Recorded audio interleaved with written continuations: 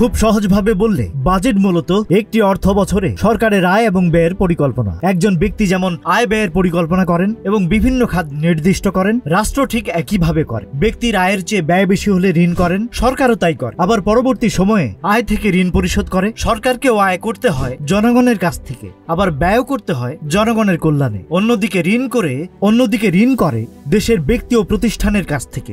বিদেশি সরকার ও প্রতিষ্ঠানের কাছ থেকেও সরকার ঋণ করে।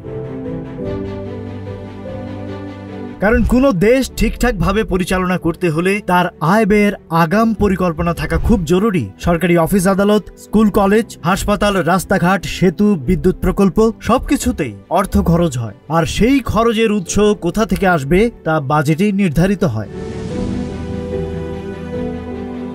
আমাদের দেশের সংবিধানে বাজেট দেওয়ার বিধান রয়েছে।